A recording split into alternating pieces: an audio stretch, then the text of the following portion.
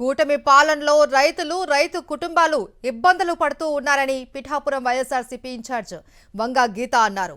అన్నదాత పోరులో భాగంగా మాజీ ఎమ్మెల్యే ద్వారంపూడి చంద్రశేఖర్ రెడ్డి, వంగ గీత కాకినాడలో రైతులతో కలిసి నిరసన ర్యాలీ నిర్వహించారు.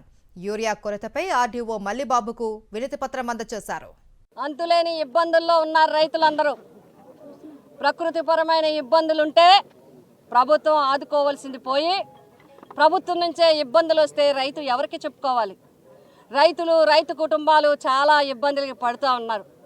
ఎన్నో మాటలు చెప్పి, ఎన్నో ఆశలు పెట్టి, ఎన్నో బాండ్లు ఇచ్చి, ప్రతి గ్రామానికి అది ఇస్తాం ఇది ఇస్తామని చెప్పి, సూపర్ 6 చెప్పి, అనేక రకాలుగా చెప్పి అధికారంలోకి వచ్చిన తర్వాత ఈరోజు 15 నెలల వరకు ఒక పెన్షన్ తప్ప ఏవి ఇవ్వని ఈ ప్రభుత్వం మరి రైతాంగం పరిస్థితి మరీ ఇబ్బందిగా ఉంది, మరీ అగమ్య గోచరంగా ఉంది.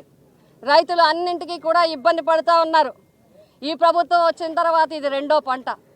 మొదటి పంటకి మనం చూసాం, చాలా ఇబ్బందులు పడి పంటలు వేసి ఆరుగాలం కష్టపడి రైతులందరూ కూడా చిన్నకారు రైతులు, కౌలు రైతులు, అన్ని పంటల రైతులు, వ్యవసాయ ఉద్యాన అన్ని రకాల ఆకుకూరల దగ్గర నుంచి కాయగూరల దగ్గర నుంచి అన్ని వెరైటీల మరి పంటలు పండిస్తే మనం చూసాం.